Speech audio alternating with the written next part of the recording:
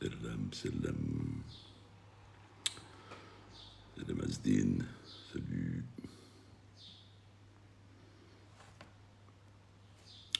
Merci de liker et de partager pour que ça arrive au plus grand nombre de personnes.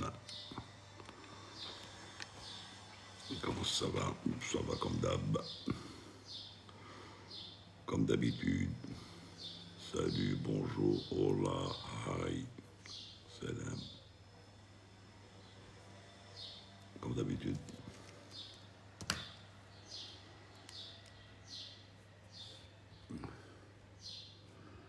Le temps que ça arrive chez quelques-uns.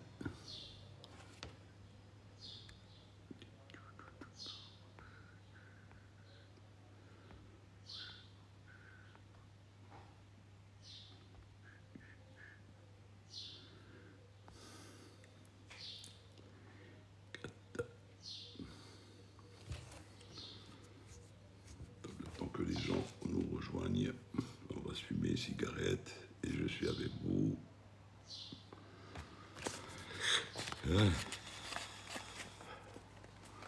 Le temps que les notifications arrivent.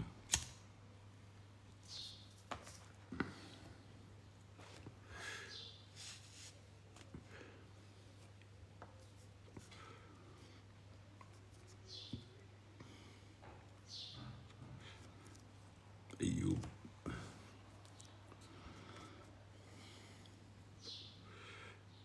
Hi, Sofiane.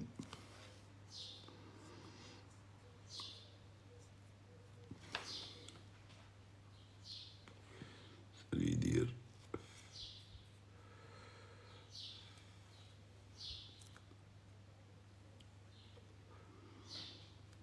Qu'est-ce que tu veux, je pense que du bien.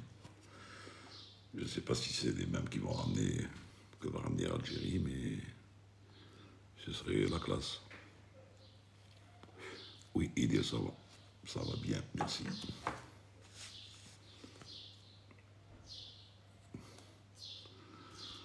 Salam, Zakaria. Zakaria بل يطلع باش يتمز.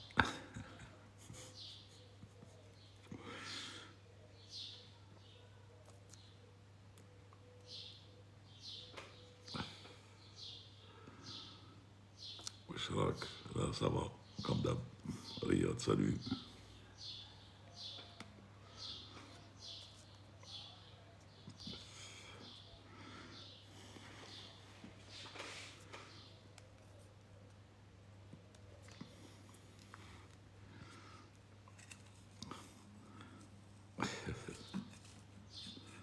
Salut, bonjour, Riyad.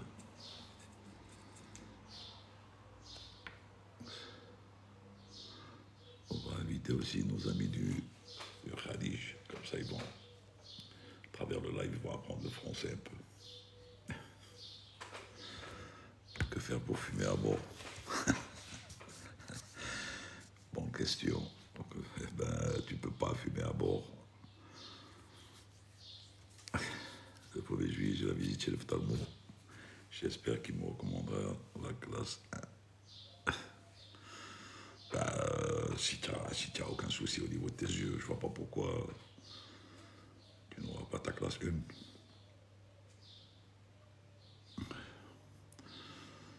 Prends de la carotte. Mais râpé. Bonjour, salut Chanel.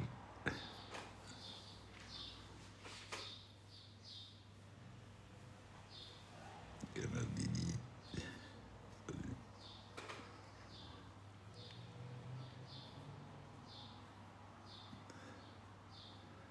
Pour ceux qui fumaient dans le cockpit, comment ils faisaient avec la fumée des cigarettes? C'est les packs qui font le travail.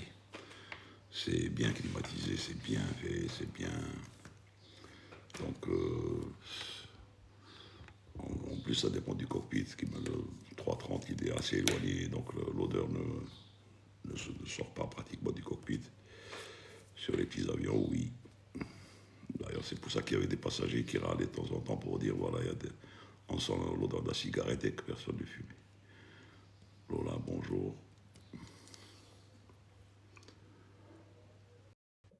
Notre ami JB est arrivé. Salut JB, Salut, salut Nordine, comment vas-tu? ça va comme d'habitude. Alhamdoulilah. Ah, là maintenant, comme ça, on voit bien les questions. Ouais, Avec cette chemise-là, on voit bien les questions. c'est du sombre. Voilà. Voilà, j'ai fait exprès. Salut Mohamed. C'est ça, Riyad. C'est exactement ça. Salut Sam.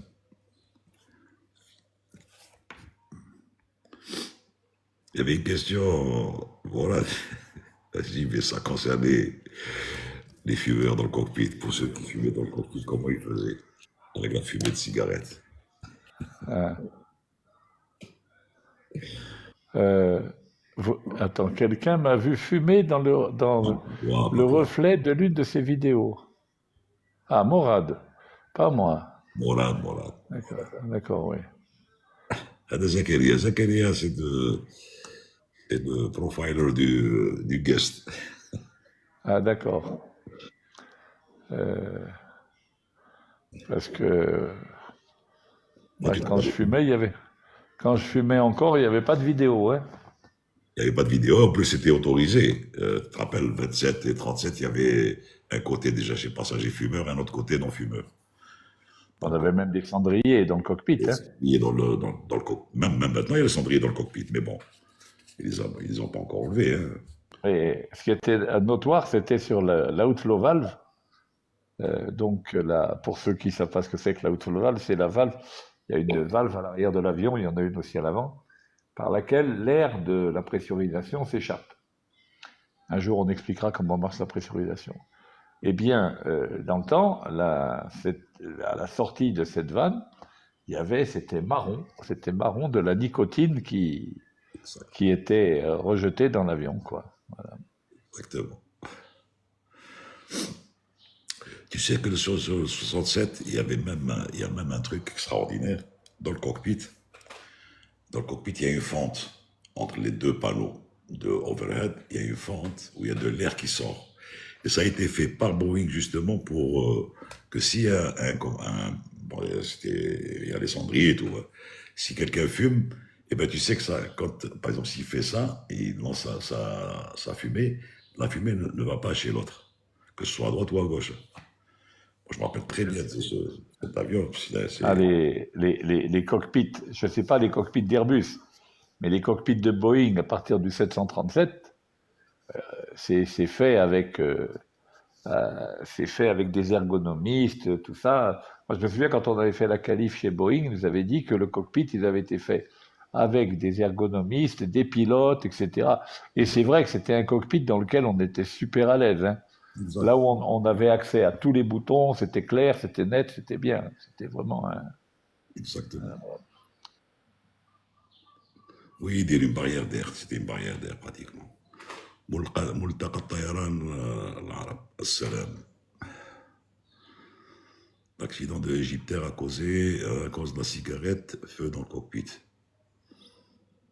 Quel accident Pas au de... courant. Pas au courant. Non, non plus. Il y avait... Non, non, c'était pas à cause de la cigarette. Je pense pas. Ou bien un des accidents, mais ça m'étonnerait parce que j'en ai pas entendu parler de ça. Parce que l'Égyptaire, le 320, c'est peut-être le 320 là, qui s'est écrasé. Mais bon, là, c'était un problème technique sur l'avion. Oh, exact. 80, non, je pense pas. Non, c'était pas un problème de fumée. C'était peut-être de la fumée, mais fumée d'origine électrique, mais pas certainement pas la fumée des pilotes. Impossible. Maintenant, il n'y a plus personne qui fume dans les cockpits, hein. Il n'y a qu'un seul. Il n'y a qu'un seul pour l'instant. Il est impeccable. On va tout dire. Allez, MV1, allez-y pour la question. Vas-y. Salut, Saïd. Un vin, tu veux monter la poser ou tu la poses par écrit? Parce que si elle est longue, tu peux pas écrire tout à fait le truc. Tu as quelques caractères à mettre. Fais une demande et monte, là, poser ta question en live si tu veux. Ah, par écrit, vas-y, alors vas-y. Vas-y, par écrit. On attend ta question. par les bouquins? Oh, tu sais, moi, quand je sais pas, je dis je sais pas. Sofiane, sur les 767 d'Air Algérie, il y avait cette option de barrière fumée. Oui, oui, je parlais de 767, justement, la barrière fumée. C'était pas seulement pour les cigarettes, hein, c'était justement une barrière fumée. Que, in case of smoke in the cockpit, left or right, que ça puisse pas gêner l'autre qui fait la checklist. Mais quand c'est une smoke dense, qu'il y ait barrière ou pas, il faut mettre le masque et les Google pour pouvoir lire quelque chose. Et encore, c'est avec le truc et tout, avec la... Alors, MV1, j'ai effectué un vol Dubaï-Miami. Pourquoi l'avion a pris la direction du nord jusqu'à Londres? Donc il va aller sur l'autodromie. Vas-y, j'y vais. Alors, Puis, je vous explique. Lorsque l'on fait du long courrier, on suit une route qui est l'orthodromie. Alors, ça paraît pas naturel quand on regarde la route que l'on va faire sur un certain type de carte, qui est la carte la plus courante, qui s'appelle la Mercator.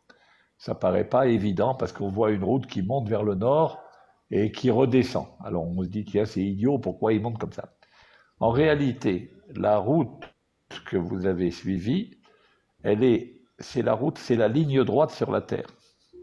Que la Terre, dont je rappelle qu'elle est sphérique. D'accord? Pour ceux qui en doutent encore, elle est bien ronde, la Terre. Très bien. Donc, en fait, si vous prenez sur la sphère terrestre, vous prenez Dubaï, vous prenez Miami, d'accord? Et vous faites un plan qui coupe la Terre et qui joint ces deux points et le centre de la Terre. Vous êtes d'accord avec moi que un plan qui coupe une sphère détermine en fait une ligne droite, parce que puisque l'intersection des deux, elle est dans un plan, c'est bien une ligne droite, sauf que cette ligne droite, elle suit la surface de la Terre. Et donc, quand on la représente sur un certain type de carte, elle apparaît comme une courbe qui monte vers le nord et qui redescend. En fait, c'est vrai, elle monte vers le nord et elle redescend. Mais si on la représente sur un autre type de carte, ce qu'on appelle la carte Lambert en particulier, elle va apparaître comme une ligne droite. Tout dépend des caractéristiques routières de la carte. Parce que la plupart du temps, et d'ailleurs dans l'avion, quand vous êtes dans l'avion, la représentation que vous avez sur votre petit écran devant vous, c'est une représentation similaire à la carte Mercator. Et la carte Mercator ne représente pas l'orthodromie selon une ligne droite, elle la représente selon une courbe. Et c'est pour ça que vous voyez la trajectoire comme étant courbe. Mais en réalité, c'est une trajectoire qui est en ligne droite. Alors ça, c'est la théorie. C'est la théorie pure. Maintenant, si on rattache ce vol avec les contraintes du transport aérien et en particulier du trafic aérien, comme les collègues vous l'expliquent assez souvent, entre les tracks et les randoms, quand on traverse l'Atlantique, eh bien, il est fort possible que dans ce cas-là, comme on peut pas, vous comprenez bien qu'on ne peut pas suivre la route qu'on veut. Parce que si chaque avion suivait la route idéale pour lui, il n'y aurait plus de route aérienne, il n'y aurait plus rien. Les avions se croiseraient n'importe comment. Donc on est obligé de suivre des routes prédéterminées. Alors, on va choisir des routes qui sont déjà entre Dubaï et Londres. On va essayer de prendre des routes qui sont d'un cheminement qui va être aussi proche que possible de l'orthodromie. Et puis, à partir de Londres, ils vont vraisemblablement attaquer ce qu'on appelle un track, qui sont des routes prédéterminées par le contrôle aérien pour rejoindre l'Europe avec l'Amérique du Nord. Et à ce moment-là, ils vont prendre le track qui correspond le mieux pour leur route et qui est, là encore, approximativement l'orthodromie. Voilà le principe. Voilà. J'espère avoir répondu à la question.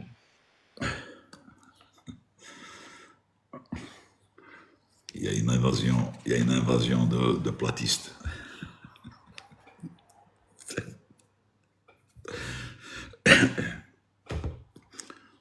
On ne tombera pas dans le piège. Bien sûr. Moi, j'aime bien, c'est-à-dire que c'est une question de direction de vent, simplement. Le vent qui vient emmène Mais bon, c'est un peu, c'est un peu à la mode. Donc voilà. Allez-y pour your question. Merci beaucoup. Ben, de rien, un V1, tu remercieras JB. Et en plus, si ça t'intéresse, tu rentres sur son profil. D'abord, je vous ai dit depuis le début, faites grimper les followers si vous voulez avoir JB à l'écran. En live, quand il parle, donc il vous expliquera ça en live. Pas seulement en voice, mais صوت وصورة كما يقول لك بالعربية. Et voilà, et regarde ses vidéos, il en a posté pas mal qui sont très explicatifs sur beaucoup de choses. La prochaine, ça sera sur la communication. Je vais en faire plusieurs parce que comme la présentation que je fais sur la communication est assez grande, assez importante, si je mettais tout, ça serait impossible de le télécharger. Voilà. Ah, on a un Allemand, Luft. Il est descendu. Ah, il est reparti. En tout cas, Luft en allemand, ça veut dire l'air. Hein. L'air, oui. Luft. En tout cas, j'ai effectué ce vol avec un 777, capacité incroyable d'autonomie, 17h30 de vol. C'est un ER. 777 Extended Range, oui. Et même plus, parce que 17h30, il a dû avoir un augmented crew, 2 crews complets. 17h30. Vous êtes ami avec le président de la République, Wassim Rouad.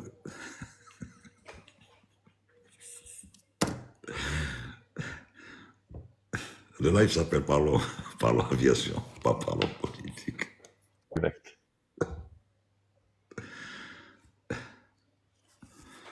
Oui, c'est un type 7 avec les sièges finition. Finition.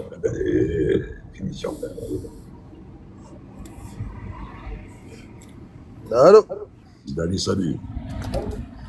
Bonjour. Salut, Captain, ça va? Bonjour, JB. Salut. Ça va, vous allez bien? Hola. Salut.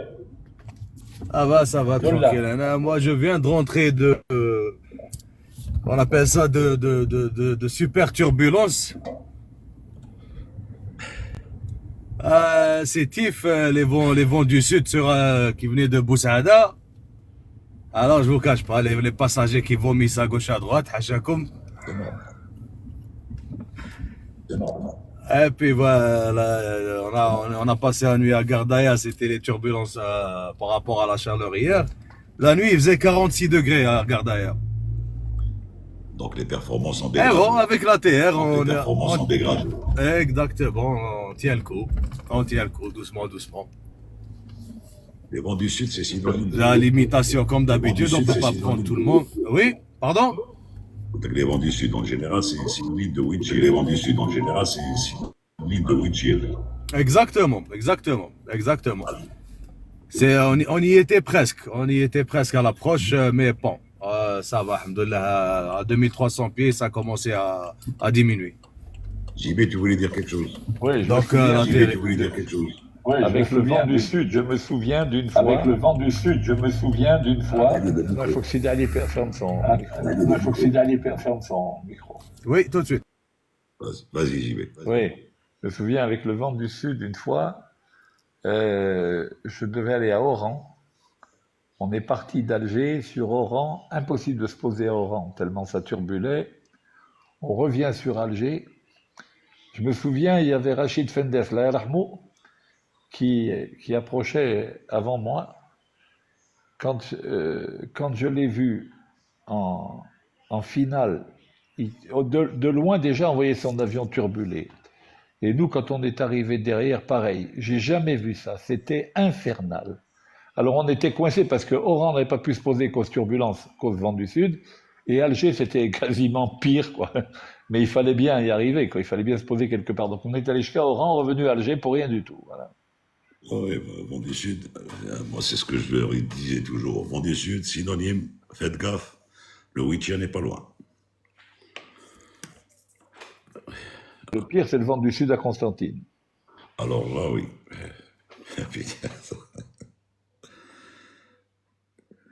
Je pense qu'à Sétif aussi, hein, avec les reliefs. avec Le 43 truc, c'est degrés ces qu'on doit derniers. choisir entre. Degrés ces derniers. C'est ça, 43 degrés aujourd'hui. À Sétif, on Non, mais avait 43 degrés. À Gardaïa, ça te fait perdre combien? Ça te fait perdre combien à la limitation par rapport au max take-off? La limitation par rapport au max take-off? Bah, jusqu'à 2 tonnes. On peut descendre jusqu'à 2 tonnes, 2 tonnes 4 de moins. De moins. Alors, là, sur Sétif, on était obligé de faire. De débarquer 15 passagers, par exemple. Ouais, c'est dingue. Et on n'a pris aucun bagage. Ça, il faut que les gens le comprennent. Et on n'a pris aucun bagage. Zéro. On était obligé. On montait, fallait monter rapidement parce qu'il y a le relief. En même temps, les turbulences par rapport au vent du sud et la chaleur. Donc là, avec la vitesse qui dégringole, il faut choisir entre monter ou subir les turbulences. Et avoir la marge de sécurité par rapport à la vitesse. Problème de performance, encore une fois, ATR. Que vraiment, dans des conditions comme ça, que vous êtes vraiment limite, quoi. C'est vraiment vous êtes vraiment dans les parties, enfin, les parties du domaine de vol qui sont vraiment tangentes, quoi. C'est exactement ça. Exact. C'est du sport, on va dire que c'est du sport. Alors, si d'aller sois honnête, à ce moment-là, tu te dis qu'est-ce que je fous dans cet avion? Et allez, pour être franc, parce que c'est ce que j'ai dit au pilote après l'atterrissage. Je sais pas si c'est bien fait, j'étais bien au 330 en fait. Sur 330, on n'avait pas les mêmes problèmes. Voilà, c'est ce que j'ai dit, mais bon. C'est le passage obligé. Qui marque le service militaire, on va l'appeler ça comme ça. 2 ans d'un service militaire. Il y a Voilà, en tous les cas, je vous salue. Il y a un gars qui... Oui, pardon.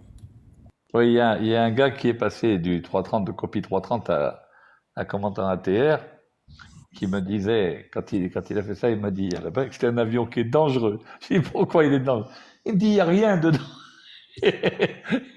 Le gars, il s'est trop habitué au 330. Il n'y a rien dedans. Et encore. Eh ben, c'est clair. On passe de la Grande Speed Mini, un avion qui a une option de malade, je me rappelle la Grande Speed Mini, un avion auquel on doit passer de 20% torque jusqu'à 50, on redescend à 18 pour maintenir une vitesse. C'est le jour et la nuit, c'est normal. Et encore, il parle du 500, hein, pas du 600. Le 600, il est high par rapport. Mais c'est les mêmes performances, c'est pratiquement la même chose. Exactement, c'est les performances le problème, mais c'est les mêmes moteurs. Hein. Oui. Et là, maintenant, moi, je vais vous dire, mais bon, on fait avec. Je peux pas parler de beaucoup d'expérience sur les turboprops parce que je n'ai fait que 2h30 sur Convair. Donc, mais le Convair 640, je me souviens, avec les mêmes moteurs que le Fokker 27, quand on a fait, moi, tout ce que j'ai fait des 2 séances de tour de piste avec là. Mais c'était affolant. Quand on coupait une turbine, le vario, il fallait le voir en positif. Hein. On était à 80 pieds minute, 100 pieds minute en montée. C'était absolument affolant. Je me disais, et ça, on a fait les tours de piste à Alger, j'imaginais ce que ça pouvait être de voler avec cet avion-là au sud. Ça devait être affolant. Enfin, tout ça, c'est fini. C'est pratiquement, tu sais, c'était pratiquement la même chose avec le Fokker, surtout le Old One, hein, parce qu'ensuite, il y a eu le plus récent, le Fokker 50. C'était terrible au sud. Hein. Quand je te dis terrible, on a passé quand même du temps sur cet avion. Et le drame, c'est que chaque fois qu'on arrivait, par exemple, sur les pistes de Contuf, qui m'a à BBM, Bosch-Belgique Immortal, ou la Ilisi, quand c'était en TUF et tout, le problème, c'est que les scans, c'est pas qu'ils comprenaient pas, ils comprenaient, mais ils te disaient, j'ai 40 passagers, j'ai leur bagage, comment je fais? Tu leur donnes la limitation, tu leur dis, voilà ce que je peux prendre comme passager, ou vous choisissez entre passagers, bagages. Et non, ils essayent de te fourguer quand même le maximum possible sur un avion qui était vraiment à 50% de ses capacités quand il y avait des températures comme ça, 45, 46, truc et tout. Donc, il faudrait, t'as dit, t'as dit, C'était le cas, Captain, c'était le cas, c'était aujourd'hui. Hein. J'arrive, je lui donne la limitation, il me dit, le chef d'escale, il me dit, mais qu'est-ce que je fais moi? Je vais pas débarquer des passagers. J'ai dit, bah si. Ah, il m'a dit, mais qui va accepter de pas monter alors qu'ils ont déjà leur carte? C'est pas mon problème. Je peux pas décoller en overload. Et bon, ça reste là le même problème avec les limitations. ça, encore une fois, comme disait JB, c'est un problème de formation, je parle et de communication, escale et crew. Il y a du travail.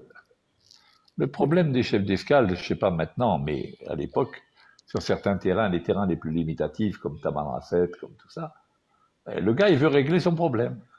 Moi, je me souviens d'une fois, à Tam, le gars, visiblement, il m'avait overloadé, hein, il m'avait couillonné, hein, parce que quand j'ai vu comment s'est passé le décollage, c'était obligatoire qu'il m'avait overloadé. Hein. C'était parce que vraiment, je me suis fait peur ce jour-là. Enfin, c'est passé. Mais je pense qu'avec maintenant, avec tout ce qui se passe, avec toute la technologie et tout ce qui se passe, je pense que toutes les compagnies, et d'ailleurs dans Air Algérie, essayent de mettre en place de plus en plus d'ailleurs des gens qui communiquent et qui transmettent beaucoup plus ces informations-là, parce que j'ai l'impression qu'elle aurait, à un moment donné, on ne peut pas appeler ça du bricolage, mais qui me coûte de goût, il te met en overload, et après, je ne peux rien faire. Mais bon, maintenant, je pense qu'avec tous les stages qu'ils font au sol, les trucs et tout, je pense que ça va rentrer dans l'ordre petit à petit. Hein. Mais je l'espère du moins, hein, je l'espère. Je l'espère parce que. Ouais, mais tu sais, moi j'ai revu l'autre jour un documentaire sur l'accident d'Air Florida qui s'est planté dans le Potomac. Bon, même s'il y a eu erreur des pilotes qui n'ont pas mis le légivrage, tout ça, enfin bref. Mais il y avait à l'époque le chef d'escale qui les poussait, attention, machin, si vous retardez le vol, ça va coûter des sous, etc., etc. Donc, si vous voulez.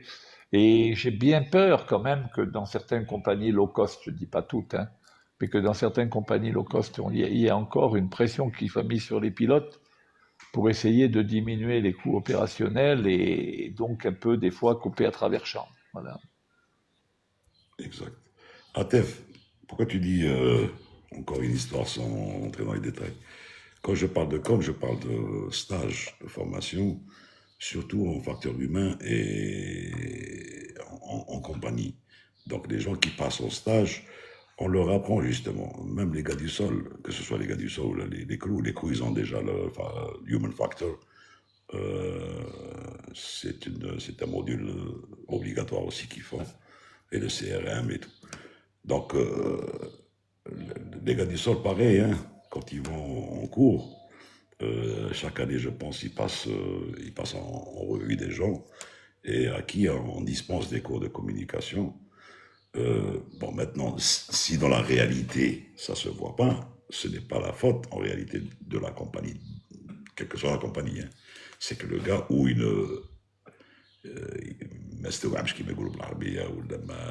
n'a pas assimilé ce qu'il a appris, ou bien il ne veut pas reproduire ce qu'il a appris, c'est tout. Hein. Mais bon, il faut faire confiance un petit peu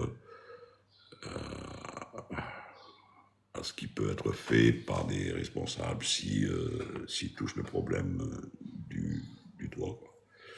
À Ce 3,40. qu'il faut concevoir, personnellement, j'ai formé pas mal à l'époque d'Air Algérie, des flight dispatchers et ensuite j'ai formé des load controllers. Et j'ai toujours avec eux beaucoup insisté justement sur les notions de limitation, etc. Bon, avec les flight dispatchers, c'était plus facile dans la mesure où le programme flight dispatcher, il est quasiment similaire au programme pilote en ce qui concerne tout ce qui est opération, performance, etc. Mais pour les load controllers, où la formation est quand même moindre, puisque c'est des gens auxquels on demande essentiellement de savoir utiliser le logiciel de calcul de la centrage et masse au décollage, weight and balance, quoi. À chaque fois, j'insistais énormément justement sur l'importance qu'il y avait à l'observance des limitations, etc., d'où provenaient ces limitations et à quel point c'était important de ne jamais excéder la moindre limitation. Voilà. Exact. Farid, 340 qui Moi, je pousse. pense qu'il, Farid, excusez-moi, 340 qui pousse. pardon. Moi, je pense qu'il devrait quand même un peu plus expliquer aussi aux passagers parce que là, aujourd'hui, j'ai des passagers très énervés parce que pour eux, on n'avait pas pris leurs amis alors qu'il y avait des sièges vides. Non, Dali, Ils l'ont très mal pris. non, Ils l'ont très mal pris, Dali, oui. le micro. Dali, quand tu arrêtes, voilà. Dali, je pense pas que, écoute, la communication aussi rentre dans le cadre avec communiquer avec les passagers. Expliquer aux passagers, bon, ça relève un petit peu du chef d'escale, du rôle du chef d'escale ou des gars de l'escale en général, ou des gars de l'enregistrement. Déjà, à l'enregistrement, il fallait pas accepter les gens parce qu'ils savent très bien, s'ils étaient en coordination avec les opérations, ils auraient dû savoir qu'il va y avoir une limitation. Donc déjà, normalement, ça se prépare en amont, tout ça. Maintenant, le passager, il va pas comprendre ce que tu vas lui dire. Il va pas comprendre. Il va te dire non, tu veux pas le prendre. Ouais, c'est comme ça. Tu peux pas le blâmer. Tu peux pas le blâmer. Franchement, moi, je blâmais pas les passagers. Des fois, ça m'énervait le comportement vis-à-vis de l'escale ou de la Hajab, mais je les blâmais pas parce que on leur explique pas, on leur dit rien. Même s'il sait, il va pas rentrer dans les performances de l'avion. Pour lui, cet avion, et alors surtout si tu arrives en retard et que tu veux partir à l'heure, pour lui, il y a quelque chose qui va pas. Tout ça, encore une fois, c'est une stratégie de communication qui doit être mise en place par la compagnie et à mettre des gens qui peuvent transmettre quelque chose. Enfin, discuter dans les yeux, pas derrière les bureaux ou la harbaoul. Donc, je ne leur jette pas le dévolu, honnêtement. Hein. Bon, je passe chez Farid. La 340 qui a touché la piste en crabe et go around et relève immédiatement son train. Est-ce normal? Oui, c'est normal. Parce que le go around, déjà, c'est go around flaps, positive get up. Donc, c'est tout à fait normal. Maintenant, s'il était dans un wind shear, je ne pense pas qu'il ait fait rentrer son train. Donc, immédiatement, oui. Il ne va pas garder, il a remis les gaz, même s'il a touché en crabe, ça ne veut pas dire qu'il a cassé le train ni rien, au contraire, le train, il est conçu pour ça. Il peut se poser comme ça en crabe, comme ça. Comme ça, il revient sur l'axe. Bon, c'est tout à fait normal. C'est quoi exactement le délestage? Attends, je remonte un petit peu plus haut et pour voir s'il n'y avait pas des questions qu'on avait ratées. Tu n'as pas raté de questions? Le délestage, j'ai dit c'est la quantité de carburant consommé en vol. Excusez-moi, j'ai fait une petite faute d'orthographe, j'ai oublié le E à la fin de consommer, mais bon. Et pour en revenir au cas de tout à l'heure que signale Sidali, là je trouve que l'agent d'escale chargé de préparer le vol, il voit bien que la température, il prend la météo, il voit bien que la température est très élevée, il connaît le terrain sur lequel il se trouve, il doit déjà penser à, attention, quelle est la limitation? Il a normalement accès au tableau de limitation de l'avion. Normalement, il devrait y avoir accès, en tout cas. Il ne prépare pas son vol en partant du principe que la limitation du jour, elle est soit limitée par le landing weight ou limitée par le maximum structural takeoff weight. Donc, il doit déjà s'inquiéter et éventuellement dire au personnel d'enregistrement, attention, n'enregistrez que 20 passagers, maintenant, ou 30 passagers, parce que on va avoir un problème de limitation. Là, il y a un manquement, à mon avis, je ne veux pas me mêler mais il y a un manquement au départ, parce que si effectivement on a enregistré tous les passagers alors qu'il y a 43 degrés dehors, c'est que le chef d'escale et ses agents, ils n'ont pas réfléchi, et ils devraient connaître. Voilà, c'est tout. Idir, Tu me parles de cas de Sidi Ali, peut-il repasser sur 330? Ben, il passera un jour sur 330, ça c'est clair. Bon, pour l'instant, il est sur ATR parce qu'il est passé commandant. Je ne sais pas combien de temps qu'il est passé commandant, en fonction du besoin compagnie. Euh, En fonction du besoin compagnie, la compagnie va le faire passer sur 37. S'ils enlèvent les 37, il passera sur 330. S'ils enlèvent 330, il passera sur l'avion que Air Algérie ramène. C'est comme ça que ça se passe. Dans une autre compagnie, parce que l'avion de base à Air Algérie, c'est l'ATR. Donc, les gens qui sont copilotes sur ATR, 37, 330, ensuite ils passent commandant, ils vont passer sur l'avion, ce qu'on appelle l'avion de base de la compagnie, qui est l'ATR. Voilà. Il fera le temps qu'il faudra. Généralement, c'est ce qu'on appelle le temps d'amortissement de la qualification. Mais des fois, c'est écourté en fonction des besoins en compagnie. Il peut changer de machine quand la compagnie aura besoin de lui sur une autre machine, c'est tout. Politicien 2024, ben, on ne fait pas de la politique. Fusionnons l'Algérie, la Maroc et l'Algérie pourrait-on créer un géant. Oui, on peut même créer un géant africain si on combine toutes les compagnies de l'Afrique, par exemple. C'est pas une mauvaise idée, ça aussi. Alors, les sensations en vol dans le cockpit sont-elles obligatoirement la réalité en pilotage? Il faut savoir que l'être humain n'est pas fait pour voler. Et donc, notre corps ressent des sensations qui ne sont pas forcément la réalité. En vol normal qu'on est, quand on est dans un avion de ligne, normalement, il n'y a pas de problème. On n'est pas mis dans des conditions, on n'est pas mis dans des positions inusuelles. Mais par exemple, quand on fait de la voltige, on s'aperçoit qu'on peut se trouver, tant qu'on est en G positif, c'est-à-dire tant qu'on est collé sur notre siège, on a l'impression qu'on est vertical. Notre corps interprète ça comme étant une position verticale. Or, on peut avoir ça en étant sur le dos, par exemple. Donc, les sensations, et c'est pourquoi d'ailleurs, vous avez dû voir qu'il y a des accidents qui se produisent, parce qu'il y a des aberrations spatiales dont les pilotes sont victimes, où il y a une désorientation spatiale, parce qu'il y a l'oreille interne qui a une certaine fonction de notre équilibre et qui fonctionne en fait avec l'accélération, d'accord? Et puis il y a notre visuel, qui est notre cerveau, notre vision qui nous donne une autre image. Et il y a des fois, il y a un cataclysme qui se produit et le pilote est complètement en désorientation spatiale. Exact. MH, je n'ai d'avis à porter sur aucune personne, quelle que soit la personne. La seule personne à laquelle je peux donner mon avis, c'est sur moi-même. C'est terminé. Je n'ai pas d'avis à porter sur les personnes et je ne suis pas là pour parler des gens. On parle d'un thème qui s'appelle l'aviation. Je croyais qu'il était sur 330. Oui, il était copilote sur 330, il était copilote sur 330. Donc quand il passe commandant, il passe sur la machine de base qui est la TR.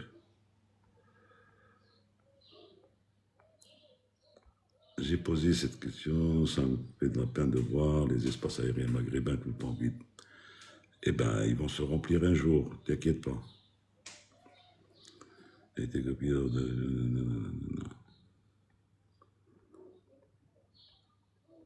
de délestage, tu as répondu.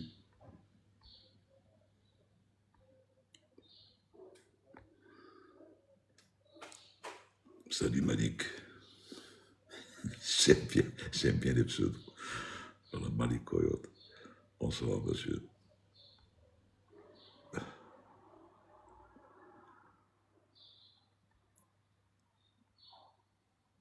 Alors, y a-t-il une question? Alors, encore, notamment, les pilotes sont souvent soumis à la désorientation. Non. Non, parce que le gars qui fait une remise des gaz, il l'a fait parce qu'il y a une raison de faire une remise des gaz. Donc, s'il est soumis à la désorientation, c'est qu'il a un problème d'orientation déjà. Pour être désorienté, il faut avoir un problème ou d'oreille interne ou de stress intense. Et ce n'est pas du tout le but des formations. Les buts des formations, c'est de faire voler des avions d'un point A à un point B en appliquant tout ce qui est appliqué et faire subir à ces équipages dans un simulateur les pires scénarios qui puissent arriver. Dans la cas où ils arrivent, ils sont au moins armés pour, euh, pour contrecarrer ces problèmes. Voilà. Les orientations se produisent, comme le disait Nourdine, avec le stress. Ce qu'il faut savoir, c'est que quand on est stressé, on arrive à ce qu'on appelle en facteur humain, on appelle ça le tunneling. C'est-à-dire que aussi bien notre champ visuel que éventuellement notre pensée a tendance à se focaliser sur un ou deux éléments et à oublier complètement le reste. Et c'est ce qui provoque la désorientation, parce que la personne, par exemple, quand je prends un exemple, si le gars est ce qu'on appelle en virage engagé, c'est-à-dire en virage au-delà de 90 degrés d'inclinaison, très bien. Normalement, son horizon artificiel lui dit qu'il est à plus de 90 degrés d'inclinaison. Normalement, quand on est là assis dans une chaise, on dit attends, le mec, il est à côté de la plaque. Ça, il le voit pas, le gars. Sous stress, il le voit pas. Lui, il sent que, par exemple, il a vu que l'altimètre descendait, alors il tire sur le manche. Parce que pour lui, pour remonter, on tire sur le manche. Il voit pas qu'il est à l'envers, qu'il commence à être sur le dos. D'accord? Et que donc, en tirant sur le manche, il aggrave la descente. D'accord? Il le voit pas parce que son cerveau est focalisé sur une ou deux informations, pas plus. Et c'est ça qui provoque justement la désorientation et les accidents. Je pense particulièrement à l'accident de Sharm el-Sheikh, le 737, qui s'est écrasé de nuit. Le gars, il était en virage engagé et il tirait sur le manche pour faire remonter l'avion, parce que tout ce qu'il voyait dans son stress, tout ce qu'il voyait, c'était l'altimètre qui descendait. Et pour lui, pour remonter, il faut tirer sur le manche. Et l'horizon artificiel avait beau être devant lui, il ne le voyait pas. Voilà. Exact. Frag, l'astuce pour réussir sans flair sur 330. Alors, si tu es sur 330, ou bien si tu fais de la simulation sur 330, quand tu entends le reminder qui s'appelle le retard, c'est-à-dire à 20 pieds, il faut ni flairer, ni donner de la main, ni descendre. Il faut maintenir le palier. Vous avez vu les 4 roues, comment elles sont comme ça, comme chez un albatros qui va se poser. Il faut maintenir le palier. Maintenir le palier et retarder en même temps. Et là, ça va être un flair extraordinaire et pratiquement un kiss au plot, pratiquement. Et ça, c'est vérifié. C'est vérifié. Les angles morts en vol, on n'en a rien à faire. Par contre, les angles morts au roulage, ça c'est très important. Et c'est pour ça qu'on est tout le temps guidé de toutes parts pour pouvoir. Et quand on roule, croyez-moi que les deux, on regarde dehors et quand on s'approche des bâtiments et tout, ben il faut qu'il y ait des gens qui nous guident pour ne pas risquer de taper les ailes, parce que ça dépend des types d'avions. Mais par exemple, sur le 737, par exemple, on savait que sur le 37-200, hein, en tout cas, on savait, il y avait un principe, c'était là où le nez passe, l'aile passe. C'est-à-dire, on arrive devant un obstacle. Si on met la roulette de nez complètement à gauche ou à droite, puisque le nez n'a pas tapé dans l'objet, l'aile ne va pas taper. Par contre, sur 727, là où le nez passe, l'aile ne passe pas. Donc, il fallait savoir à quel moment tourner pour pas toucher avec l'aile. Donc ça, c'est une question d'habitude, et c'est pourquoi, en fait, on a des wingman, on a des gens qui se mettent, quand on roule, on a des gens qui se mettent au niveau des ailes, on a des gens qui se mettent devant, etc. Mais en vol, les angles morts, on n'a rien à faire, ça n'existe pas, il n'y a pas d'obstacle. Malik Coyote, comme tu disais, Jalel, bon, les 6 mois, c'est pour les gens qui dépassent 60 ans. Et c'est 1 année pour les pilotes, 2 ans pour le personnel navigant commercial, et tous les 6 mois pour les pilotes qui dépassent 60 ans, pour la visite médicale. Ça a changé parce que de mon temps, c'était 6 mois pour tout le monde. C'était pareil. Mais après, ils ont estimé que, oui bon, mais crois-moi, Karine Naja, vu que c'est payant, et les gens ne savent pas, mais c'est payant, c'est la compagnie qui paye. Hein. Maintenant, c'est à peu près, je sais pas, entre 24 et 30 000, je pense, quelque chose comme ça, de dinars la visite. C'est pas mal, c'est cher. Voilà. Ah ouais, Et avec les contrôles qu'il y a, pour le poids, la tension, je te dis pas, les gens, les 6 mois, ils peuvent, il y en a qui posent un petit peu ces problèmes de poids et tout. Les 6 mois, il peut en rêver, hein. Il y en a qui sont convoqués chaque mois, hein. Chaque mois, 2 mois.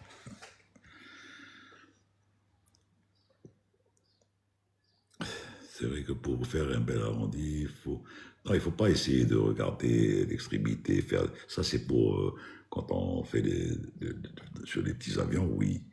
Mais il faut écouter, et il faut travailler à l'écoute. C'est des avions qui parlent en ce moment, et il faut pas que la voix synthétique soit rapide, parce que le gars il est en train de s'affaisser d'une façon rapide. Il faut pas que la voix aussi soit lente, parce que cet avion ne va pas flairer. Donc il est encore en sustentation. Donc, écouter un compromis de voix, et quand il y a sur les advanced comme le 330 ou bien le Type 7, ou bien quand il y a le reminder du retard, appliquer, c'est-à-dire ne appliquez pas le side stick en truc. Et il se pose tout seul cet avion. Vraiment, il se pose tout seul. Donc, tout à l'heure, il y avait une question qui disait est-ce que l'ordinateur de bord peut-il guider l'avion de décollage atterrissage sans intervention humaine? Oui, ça va arriver. D'ailleurs, il y a des avions qui, au salon de Farnborough, ils ont fait ça avec je ne sais pas quel avion, ils ont fait ça. Ils ont fait décoller un avion, rouler un avion, décoller cet avion, mais assister au sol par des ordinateurs. Ils veulent arriver à ça, justement. Mais bon, quand Motus, je ne sais pas. Pouvez-vous nous expliquer le vol Rio à vol d'Airbus 330? Merci, la panique. C'est simple d'en parler ici, mais Goldenberg, je te suggère de regarder le film qu'il y a sur qui a été fait sur National Geographic il y avait les gars de l'NTSB qui parlaient. Donc, suivez ça. Mais qu'est-ce qu'on va dire? On va dire, on a beau parler de ce problème, l'avion a posé problème. Il y a eu aussi une mauvaise interprétation des 2 pilotes qui étaient devant.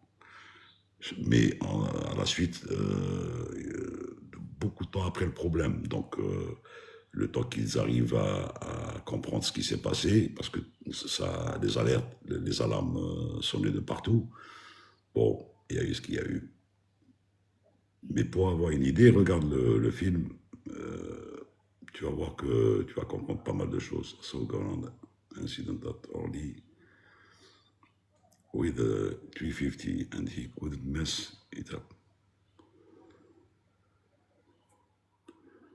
Je ne l'ai pas vu. Est-ce que tu peux nous en dire plus?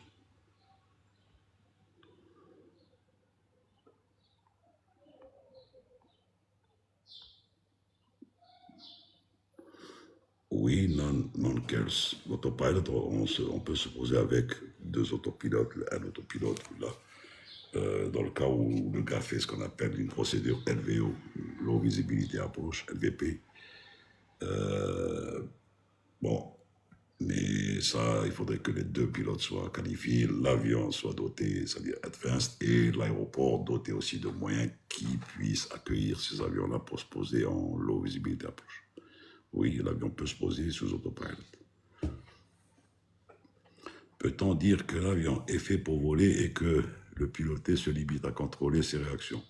Non, on ne peut pas dire ça, parce que pour contrôler les réactions d'un avion, il faut d'abord comprendre le principe de ce qu'il fait cet avion et de tous les moyens qu'il a à bord.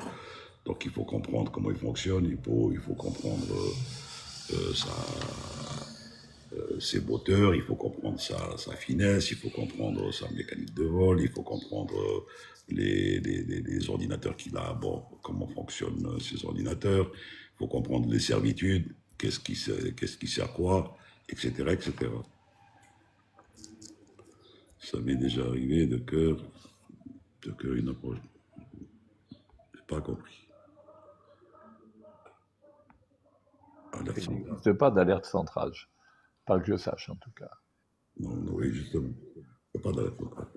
Bon, ce truc, c'est sur 330, quand ça dépasse de CCJ, Quand il dépasse 38, la trim tank se met à fonctionner, donc ça avance un peu le fuel vers l'avant pour remettre un peu le truc, mais sans plus.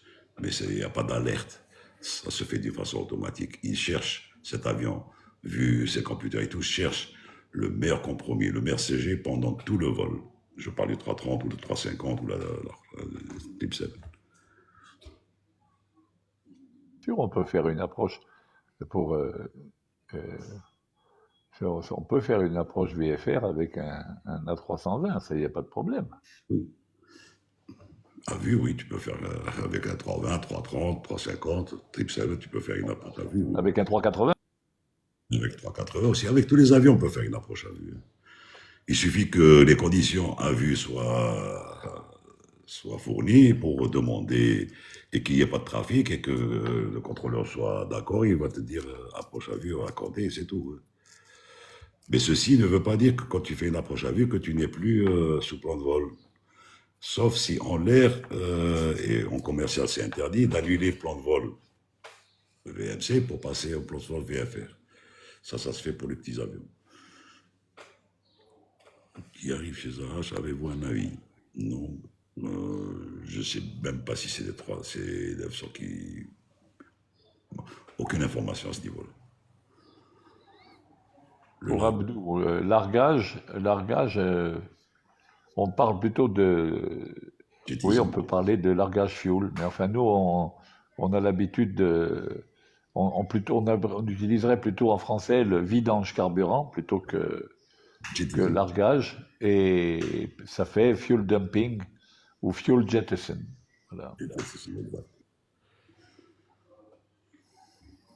Et dans les avions, il n'y a pas de fuel jettison, et bien l'avion, s'il a un problème, et bien il faudrait qu'il attende le temps nécessaire pour délester le carburant qu'il faut pour qu'il puisse arriver à la limitation atterrissage quand ce n'est pas urgent. Mais sinon, s'il a une procédure overweight landing, il peut le faire. Il y a une checklist pour ça.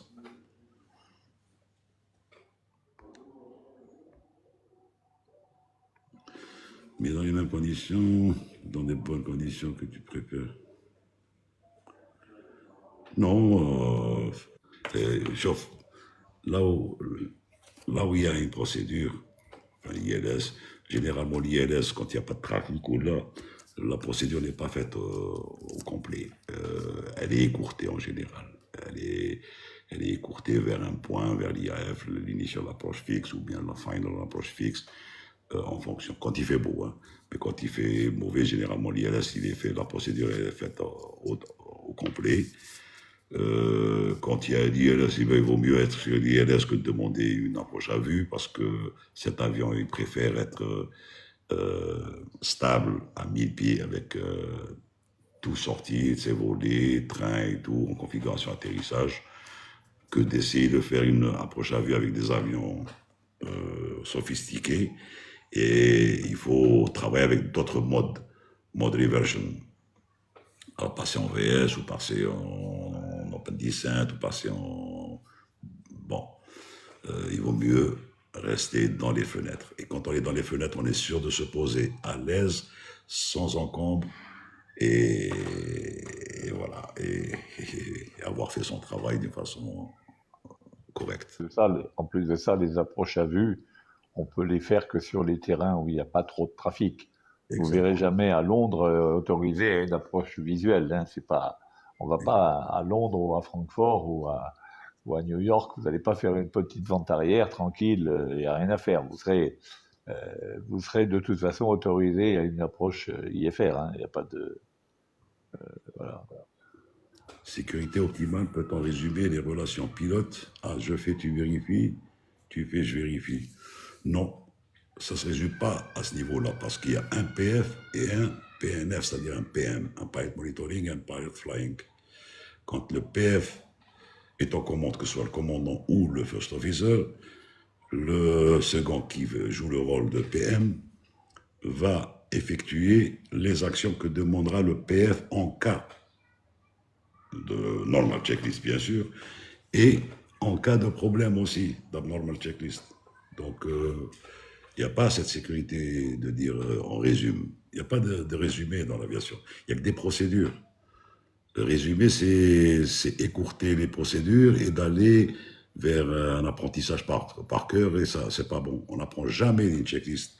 On l'a fait, sauf les read and do, les Memory mandatory, items, les memory items. items, où il y a quelques pannes où les gens doivent absolument faire l'action et après avoir terminé ces actions-là, vérifier ensuite si ça a été bien fait, mais sinon, c'est immédiat parce que ça demande une action immédiate.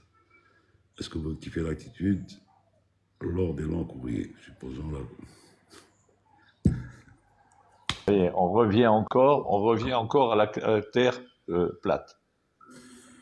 La Terre est sphérique. Nous volons, lorsque l'on vole avec un altimètre, on vole avec une pression atmosphérique constante. L'atmosphère, donc nous suivons une courbe qui est parallèle à la surface de la Terre. Stop et fin. Et donc nous maintenons la même altitude, mais cette altitude, en fait, nous maintient à une distance constante de la surface terrestre, et donc nous décrivons également une courbe, comme la surface de la Terre. Voilà.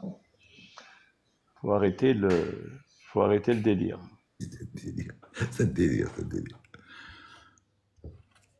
Non, tu as répondu à ça. Une approche autorisée sur la loi 05 DAG est-elle simple avec des standards? C'est-à-dire avec les standards, oui. D'abord, sur la 05, je pense qu'il y a une meilleure approche, mais quand tu fais une visual approche, quand il fait beau, il n'y a aucun problème. D'ailleurs, c'est matérialisé, c'est ce qu'on appelle dans le database, tu peux mettre runway 05, et il va te donner la position, le PF, et ça se passe très bien. Et il y a des minima aussi affichés même quand il fait beau, c'est-à-dire à 500 pieds à Alger, et voilà. Great single. Salut. Les low booms, tu connais, toi? Low booms? Non. Je suis en train de lire justement, non. Le low boom et leur mode de fonction. Non, le low boom. Est-ce que tu parles des... Non, même pas. Non, je connais pas. Je connais pas Politicien 2024. Je connais pas. Sidali, tu connais les low booms, toi? J'en ai entendu parler. Ah, il te dit les avions silencieux. Les low booms. Ben, les avions, pratiquement tous les avions Advance sont de plus en plus silencieux. Et d'ailleurs, vous avez remarqué que sur le 37 MAX et sur le 800, sur le Dreamliner, les réacteurs, vous avez vu comment ils sont striés à l'arrière. Et donc, ils avaient soi-disant, les avionneurs, enfin des constructeurs de réacteurs, ils avaient trouvé cette astuce pour rendre ces avions plus silencieux. Mais en plus, ils sont en train de se rebiffer sur cette idée. La preuve, ils l'ont plus mis dans les autres avions. Donc voilà. Même comment on appelle ça? Le dernier avion qui sont en train de sortir, le 777 avec Winglet, ils lui ont pas mis ça. Ce qui fait qu'un avion est silencieux, c'est essentiellement la diminution du gradient de pression entre le centre du flux du réacteur et la périphérie. Et ça, c'est directement lié au taux de dilution du réacteur. Plus le fan est important, plus donc l'air qui passe au travers du fan, donc à l'extérieur du réacteur lui-même, du cœur du réacteur, plus cette quantité d'air est importante, plus le gradient de pression entre le cœur du réacteur, donc l'air chaud qui sort directement du cœur du réacteur, vers l'extérieur, sur une certaine distance, plus ce gradient de pression est faible, du fait en fait d'une grande distance entre les deux, plus l'avion est silencieux, tout simplement. Donc c'est directement lié avec le taux de dilution. Vous n'avez pas connu, les jeunes maintenant n'ont pas connu par exemple des avions comme la Caravelle ou le Boeing 707, qui étaient des avions qui faisaient un bruit absolument démentiel, parce que c'était des réacteurs simple flux. Et si vous regardez les réacteurs de chasseurs, tous les réacteurs de chasseurs, parce que quand on vole à très haute vitesse, le double flux ne marche plus. il est au niveau rentabilité, au niveau poussé, ça marche beaucoup moins bien à haute vitesse. Tous les réacteurs d'avions de chasse sont des réacteurs soit à simple flux, soit à très faible taux de dilution. Mais généralement, c'est du simple flux. Et vous entendez le bruit que ça fait, c'est absolument démentiel. Oui, dire. Oui, je pense que vous entendez le bruit des 76 quand il se pose sur Farik. 76, c'est des relativement hauts taux de dilution, mais il faut entendre, par exemple, un Sukhoi ou un truc comme ça, c'est absolument affolant. Hein.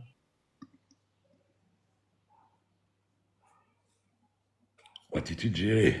Gère-t-elle également la vitesse? Oui, il y a une relation entre la vitesse et l'altitude, bien évidemment. Quand on vole à un nombre de Mach donné, d'accord, ça c'est une constante pour l'avion, pour un vol donné, eh bien la vitesse propre de l'avion fera fonction de l'altitude à laquelle on vole. Non pas réellement de l'altitude, mais de la température à laquelle on vole. Puisque le nombre de Mach, enfin, la vitesse du son, n'est pas liée à l'altitude, mais directement à la température. Donc si on vole, mettons, un Mach 0,80 à 25 000 pieds, c'est pas possible, mais bon, admettons que l'on vole, on aura une certaine vitesse propre. Si on vole un Mach 0,80 à 39 000 pieds, où la température est beaucoup plus faible, en fait, on aura une vitesse propre beaucoup plus faible. Voilà. Sans vouloir donner de formule. Voilà. Salut, Karima Kahlal.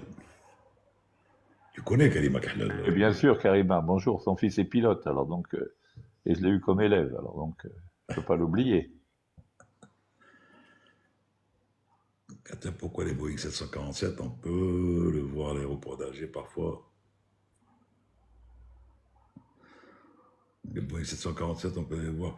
Ben, ce que tu vois comme 747, c'est ta Saoudia quand ils font le Hajj. Cargo 47 aussi. Cargo de je pense, oui.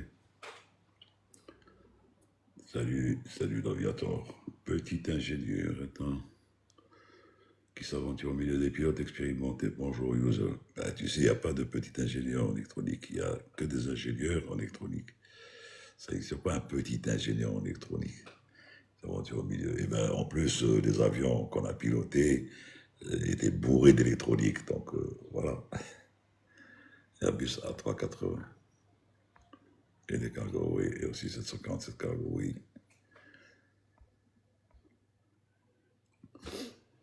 Pourquoi la température prédictive est souvent différente de la réelle? En altitude, j'entends.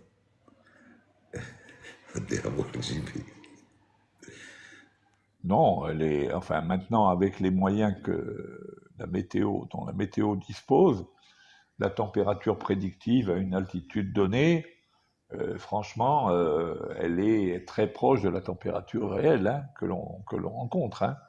De même que les vents, c'est pareil. Hein, moi, l'expérience que j'avais, même déjà à l'époque, quand on nous donnait un vent un jet plane, quand on nous donnait un vent à telle altitude comme ça, bon, ben, en réalité, on trouvait éventuellement un vent légèrement différent, mais pas très très différent, hein, honnêtement. Et maintenant, ça s'est amélioré.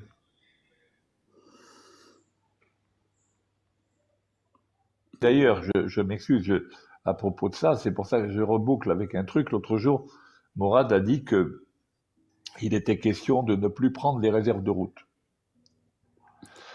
dans le carburant, parce que justement, on prend des réserves de route ça dépend mais disons c'est à peu près 5%, justement pour tenir en compte le fait que les paramètres atmosphériques peuvent être rencontrés réellement en vol, peuvent être différents de ceux à partir desquels on a fait les calculs de consommation de carburant, etc. Et apparemment, je dis bien, parce que moi je suis plus en activité, donc, mais Morad, qui est toujours en activité, disait qu'il est question, dans un avenir pas très lointain, de supprimer les histoires de réserve de route, justement parce que on est arrivé à une fiabilité des prévisions de vent comment dire, et de température qui est telle que l'emport de ces 5% en plus ne se justifie plus, peut-être d'un point de vue purement statistique. Ouais, et je te dirais, bon, de toute façon, même quand j'étais en ligne, hein, on avait les 5%, et déjà, Qatari était passé à 3%, Emirates aussi. Et les avions, les derniers avions, qui me dit JAL, JB, JC, Jet Alpha, Jet Bravo, Jet Charlie, la réserve de route, même embarqué dans le database, qu'est-ce qu'il fait le database juste après le décollage dans le software? Il fait passer la réserve de route à zéro, c'est-à-dire qu'il le comptabilise déjà chez lui. Donc voilà, même si elle était embarquée, elle était noyée dans le calcul. Et petit à petit, effectivement, ils vont pratiquement l'enlever parce que ils avaient vu que c'était du fuel embarqué pour rien. Bon, Parce qu'il faut quand même reconnaître que 5% ou 3% pour des avions, comme on disait tout à l'heure, un avion qui vole pendant 17 heures et des poussières, 3 ou 5% de carburant, c'est pas rien, hein. c'est pas rien. Ça fait énormément c'est des quantités assez importantes, hein.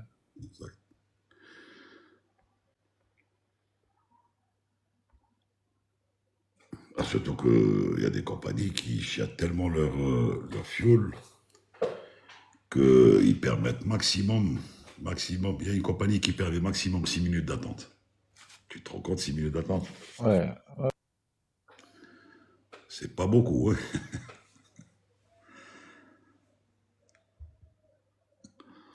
Je profite maintenant pour dire que bon, demain, je vais, moi, la tête de Mathieu, pas là, j'y vais. Tu voyages. Écoute, moi, je sais pas, je serais peut-être déjà arrivé, mais je sais pas. De toute façon, j'arriverai, je serai certainement pas dispo, hein. Demain, je vais faire un live, mais après-demain, samedi, exceptionnellement, dimanche plutôt, je vais pas faire de live. Tu sais pourquoi? Non? C'est mon anniversaire dimanche. Ah, مبروك عليك. Joyeux anniversaire. Parenthèse. Joyeux anniversaire. Alors, Toi, t'es- toi, pour toi, rép- toi aussi, moi, normalement. T'es moi, concerné. c'est le 6 juillet. Juillet, ouais. Ouais, je Le sais. 6 juillet. Alors, pour Atef, qui dit pour le joystick 330, il faut savoir que c'est pas une question de joystick. Même avec le yoke, quand on est commandant, on pilote avec la main gauche, et quand on est copilote, on pilote avec la main droite, et tout en étant droitier ou gaucher. Il n'y a aucun problème. On n'a aucun problème avec ça. Et je pense que Nourdine pourra le confirmer. J'allais lui dire ça tout à l'heure en disant que j'étais capitaine sur cet avion. Après le 67 où il y avait le manche, j'étais capitaine sur cet avion. Ensuite, j'étais instructeur, donc je faisais des vols à droite, que ce soit à droite ou à gauche. C'est un coup à prendre, mais il n'y a rien de difficile. Même moi, je suis droitier, mais quand j'étais capitaine, donc je travaille le joystick à gauche, et quand je suis à droite, ben à droite, c'est tout. On ne va pas s'amuser à croiser les bras pour faire une commande inverse. Donc voilà. Merci les gars qui me souhaitent un joyeux anniversaire d'avance. Bon, je l'ai dit justement pour dire que dimanche, il n'y aura pas de...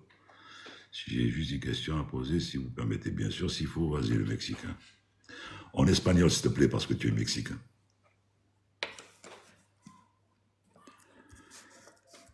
Vas-y, s'il faut. Vas-y, s'il faut, avant que JB me parte prendre son thé, parce que c'est l'heure, hein. Je connais mes habitudes. Racontez-nous une anecdote amusante que vous avez vécue lors d'un vol avec vos passagers. Pas spécialement avec les passagers, mais pour ça, il va falloir écrire des livres pendant toute une carrière. On a de quoi écrire un livre complet. Que pensez-vous de faire une carrière de 1500 heures sur un 320, puis dévier vers le 777? Si tu as les moyens, 1000, pourquoi? Oui, oui. Oui, fais-le. C'est une question de moyens, si tu peux et si tu as la capacité de le faire. Une carrière de 1500 heures. Déjà 1500 heures, c'est pas mal sur un 320. Et faire ensuite du Boeing, ben, ce sera une autre qualification de type, hein, parce que c'est pas la même philosophie. me demande juste une pas à dire, quoi. Je lui raconte une, Oui, bien sûr. parce que bon, je vais faire une entorse là au principe. Un jour, un passager m'a demandé, c'était le mois de Ramadan, il m'a demandé le IMSEC ou quelque chose comme ça. Je lui ai dit, vous voyez ça? Ça, c'est des barrettes, je suis commandant de bord à bord, je ne suis pas imam de bord. Voilà. Ah oui, il m'a regardé, il a rigolé, il est rentré. Voilà, bien sûr. Dimanche, Zolna et Baroud, joyeux anniversaire, Captain, merci, merci, merci. Posez des questions, ça y est, je l'ai dit, il faut poser des questions. Le principe, c'est de poser des questions. Après, on a parté, vous pouvez m'envoyer joyeux anniversaire. On a une marche arrière sur avion s'il faut mexicain. On a les reverse. Les reverse, oui. On a les reverse, c'est la marche arrière. Et personnellement, ça m'est arrivé une fois à Madrid, en cargo. On a eu un problème avec le pushback, et en cargo, hein, pas en passager, en cargo. On a reculé l'avion avec les reverse. Il n'y avait pas d'autre solution. Voilà.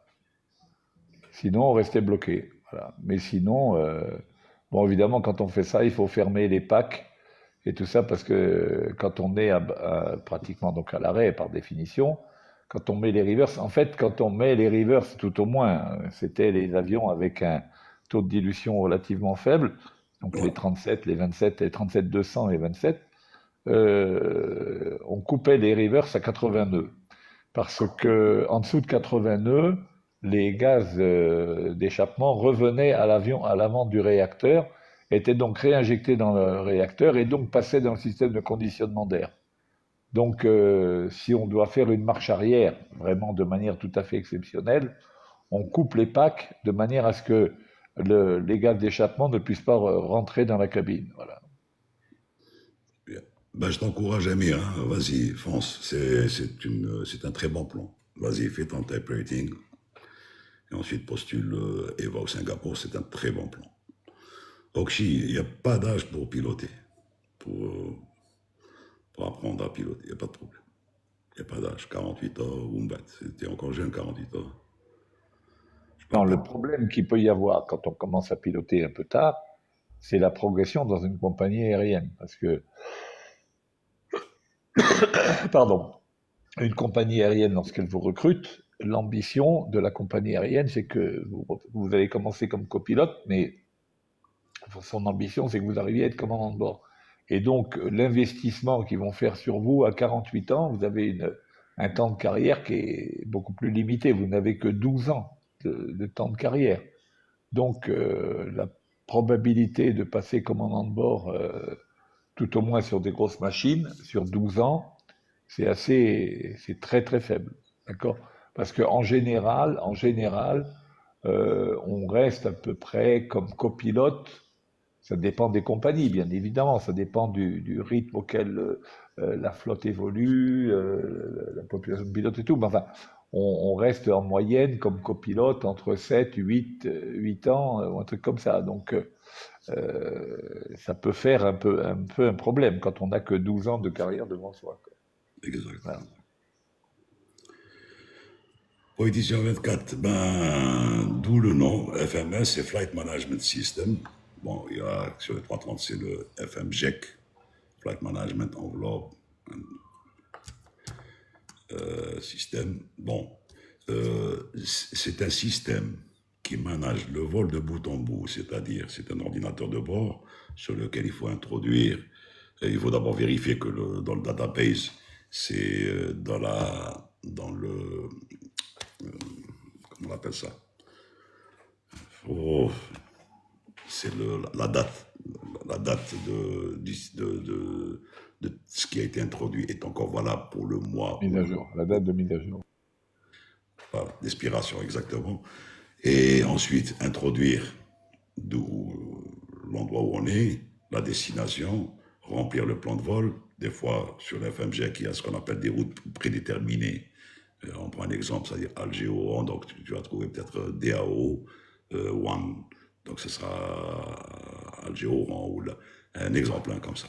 remplir les points, remplir le zéro fuel du jour, le fuel embarqué, et lui il va computer tout ça, et il va te donner la vitesse, les vitesses du jour, qui seront transmis à travers, bien sûr, tous les systèmes à cet avion. Et voilà. Donc, c'est un système qui manage pratiquement tout le vol. Il faut savoir qu'il y a 3 à bord sur un 330, par exemple. Même s'il y a un qui tombe en panne, il y a la redondance, il y a même le troisième qui sert comme ACARS ou bien comme un FMJEC aussi. Bon, pour expliquer simplement, hein, pour ne pas rentrer trop dans le concept, dans la conception même du système. Mais bien sûr, c'est une révolution, oui. Can an aircraft tow or fuel another aircraft in the air? Non, pas pour les avions civils. Only. Not for the civilian aircraft. It's exclusive for the army aircraft. Fighter. J'ai pas encore vu un avion se faire refueler. Peut-être le Force One, Belek. Je sais pas, mais ça m'étonne. Air Force One, oui. Le Air Force One, il peut être refuelé. Ouais. Le Air Force One, et puis il y a certainement tous les bombardiers, les bombardiers stratégiques qui peuvent être refuelés. Ouais. Mais bon, même ça, c'est vraiment très particulier. Ouais. Et tu imagines. Alors à ce moment-là, il faut partir avec un minimum de fuel et se faire refueler. Mais bon, le refueleur.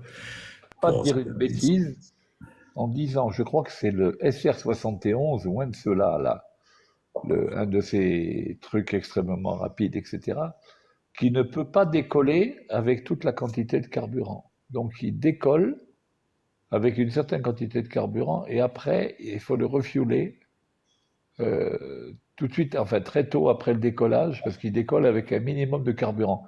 J'ai lu ça quelque part, je ne me rappelle plus quel type, mais je crois que c'est comme le SR-71 ou... Enfin, c'est bombardier supersonique, là, voilà. Je crois qu'il y a ça. Ouais, le 7000 et quelques, je sais pas, le noir, le titane, en titane. C'est celui qui était en tout noir, là. Ouais. Farid, peut-on imaginer intégrer un plan de vol à distance de l'avion dans les locaux, par exemple? Non, ça c'est... Non. Je pense pas, dans sa présence, que c'est une question de sécurité. Imagine que tu arrives à faire un truc comme ça. Donc tu vas envoyer à travers... qui soit SMS. Hein. Par contre, on peut t'envoyer ton plan de vol qui est changer ton flight plan par ACARS. Quand il y a un changement de route ou bien une destination qui change, ou bien et ton plan de vol, on peut te l'envoyer par ACARS aussi. On peut. Mais on ne peut pas exiger, enfin imposer à l'avion à distance un plan de vol. Sinon, à ce moment-là, ce serait, tu imagines un d'ici, je me débrouille le système et je détournerai Morad vers là où je suis. Mais il est clair que ces ordinateurs-là, effectivement, ils peuvent quand même prendre des informations de l'extérieur, mais certainement pas d'un canal accessible normalement. Voilà. Et non, il peut prendre, oui, parce qu'on reçoit par ACARS, mais lui, il veut te dire si, par exemple, ça s'intègre directement sur le ND, ça passe par la FM. C'est comme la blague de Gad Elmaleh. Je sais pourquoi on n'a pas le droit d'utiliser le téléphone dans l'avion, parce qu'il y a 2 petites flèches dans le téléphone, on peut piloter un peu l'avion avec. Voilà. Exact. Ressentez-vous parfois une nostalgie du pilotage, hein? Quitte à nous répéter, JB, moi, c'est pas le pilotage en lui-même qui manque à mon âge, à l'âge de JB, c'est l'ambiance des postes de pilotage, des collègues, des trucs et tout. Bon, JB, il a la chance, de temps en temps, ils font des rencontres mensuelles, c'est ça, c'est pas moi. Enfin oui, presque mensuelles. Et voilà, bon, c'est ça, c'est un petit peu rencontrer les copains. Bon, mais il y a des plateformes. Sur WhatsApp, on a des plateformes.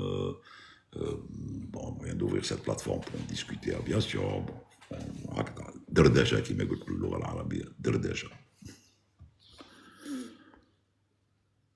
Pour le 330, sa longueur de piste minimum pour un take-off, fuel, carburant. Eh bien, c'est calculé, bon, minimum. Full carburant. Bon, d'abord, à 330 full carburant, le 330, il prend 110 tonnes. Alors, s'il prend 110 tonnes, c'est que son zéro fuel, il va être. C'est impossible de prendre full carburant avec full packs. Full packs, c'est de l'ordre de 300, la version homogène 302. Donc, en général, on décollait de Pékin euh, avec beaucoup de carburant, bien sûr, parce que c'était le retour de 11 heures et quelques. Des fois, il y avait beaucoup de monde aussi, pas full, mais on décollait aux limites de la maxi take-off qui était de 238 tonnes sur les Advanced et 230 tonnes sur les anciens 330. Voilà. Voilà, donc voilà, c'est le maxi take-off. Et on décollait à l'aise et que ça rentrait dans ça donnait la marge en cas d'accélération arrière avec une V1 adéquate. Bon, en général, à ces poids-là, on décollait avec Toga, Powerflex, donc voilà. Oui, 2007 sur des pistes qui font 3500, 4000. Hein. Maintenant, toutes les pistes font 4000 à peu près, la plupart du moins. Justicia. Merci, Justicia. Oui, je suis à la retraite. Je suis à la retraite, tu avais posé question ce matin. JB est en plein thé. Il est en plein thé. Bonjour, je me souhaitais avoir quelles sont les conditions pour devenir commandant de bord. D'abord, on ne devient pas commandant de bord du Halda. Il faut faire pilote. Il faut faire pilote, faire ses années de pilote en compagnie quand tu es pris par une compagnie, ensuite faire être engagé, first officer dans une compagnie, faire un certain packaging d'heures de vol. Ensuite, en fonction des besoins de compagnie et en fonction de tes capacités, tu pourras prétendre à passer commandant si le collège d'instructeurs estimera que tu es prêt à passer commandant. Sophie Théo. Est-il envisageable à court terme que vous pesiez les passagers? Chauffe, le passager, quand tu vois déjà l'être humain en lui-même, il y a un compromis de 80 et 60. Peut-être tu vas jamais avoir une version de l'avion où 250 passagers dépassent chacun les 80 et en femme 60. Non. En général, c'est un bon compromis et ça te garde sur pratiquement 60% de marge de sécurité. Alors, voilà.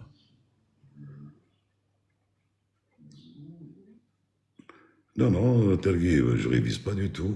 C'est de mémoire. Des fois, je dis peut-être des bêtises et je suis rattrapé par les copains. Donc, voilà.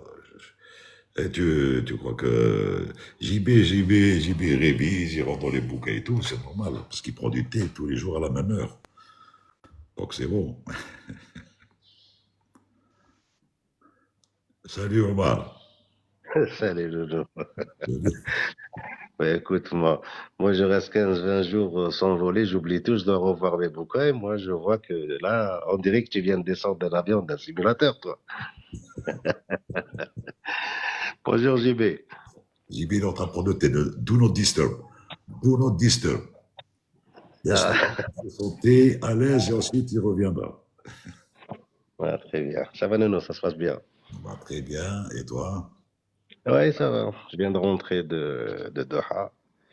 Ah, Enfin, je viens de rentrer d'un hôtel de Doha parce que j'ai pas quitté l'hôtel avec le temps qu'il fait là-bas, je te dis pas.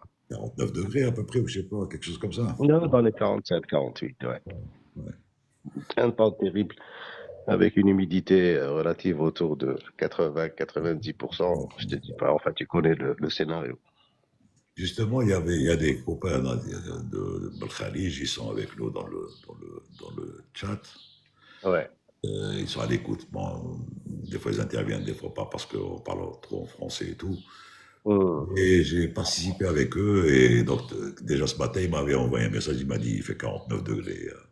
Ah, c'est terrible, c'est terrible, c'est terrible. C'est la C'est période. terrible. Donc voilà, j'ai passé 3 jours cloîtré dans ma chambre. Voilà, j'ai pas quitté l'hôtel pendant 3 jours. Ce matin, il a fait relativement bon. On a décollé à 10h30. Il faisait 42 degrés, je crois. 41, 42 degrés. Full passager. Full. Et comment se fesse, comme dirait l'autre? Comment? Comment se fesse? En bon Ah, français, comment se fesse? hum. Sinon, ça va. Ça se passe bien le live. Ça tourne bien. Normal, comme d'hab. Toujours autant d'amateurs, de gens intéressés, des gens Oui. curieux. Ben Ça fait tiens, il y a plaisir. une sorte de politicien, il t'a dit est-ce que c'est possible d'utiliser un portable avec Wi-Fi à bord d'un avion et dans quelles conditions?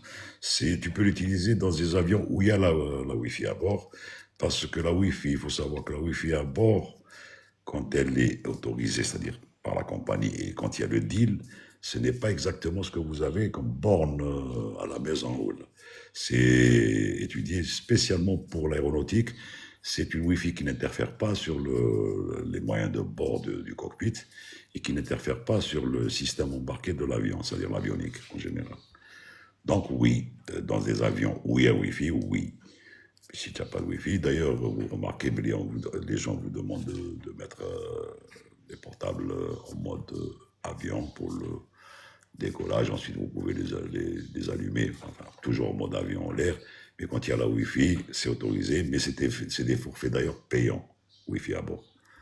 Donc voilà. Air Algérie avait prévu à un moment donné de le faire. Ils allaient discuter avec deux opérateurs, que je ne citerai pas de nom. Je ne sais pas, c'est peut-être encore en discussion. Ben, dans les mesures d'accompagnement, dans le nouveau contrat avec le fournisseur, avec notre commande, il est question de doter nos prochains avions avec la Wi-Fi. Et en même temps, même nos Airbus vont être équipés dans les mesures d'accompagnement de l'achat des nouveaux avions. C'est prévu. Eh bien, tu vois, Padre, on des HPC Starlink. C'est ça. مساء الخير غنية غنية رنا مصطفى. Ça doit être des amis du Khalij. J'ai regardé il y a 3 4 jours votre live avec Muntada Tayarat al-Arab. Alors, Ah, tu c'était. me débrouiller en arabe ou pas? Voilà, non, non, au contraire, bon, je sais que c'était pas facile pour toi, je comprendrais, mais ça m'a fait plaisir. Tu t'es bien battu, on va dire. Donc voilà, l'autre parlait russe, l'autre parlait espagnol, je sais pas quoi. Ben toi, tu avais le flambeau bleu, blanc, rouge. Mais bon, non, non, c'est-à-dire le message arrivait bien, pas nécessairement de pouvoir parler l'arabe classique, mais les messages arrivaient bien, quoi. Non, non, c'était bien. Merci. Bilal, ou si Air Algérie avait les Cibu 330, j'aurais peut-être, oui, fait une demande pour le faire. Mais ils n'ont pas de Cibu 330. Donc voilà, la question est résolue. S'ils avaient ciblé 330, oui, pourquoi pas. J'aurais demandé à faire un contrat exceptionnel, enfin un contrat spécial, parce que tu n'es plus recruté comme étant un membre à part entière du personnel navigant. Mais c'est des contrats. Donc oui, c'est possible. Et bon, ils n'ont pas le CIMU. Le jour où ils ramèneront le CIMU, je compterai sur mon ami Omar pour me donner un coup de main pour pouvoir venir faire des CIMU.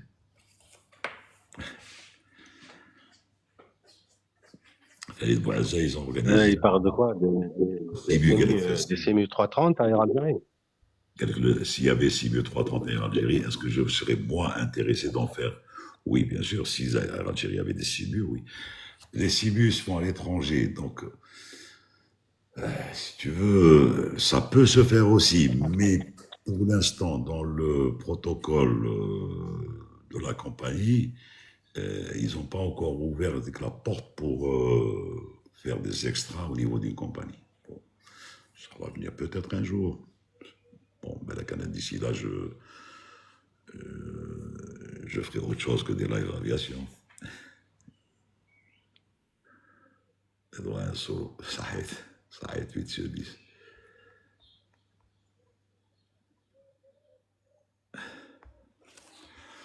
8 sur 10 pour l'arabe. Tu es gentil avec moi, ça.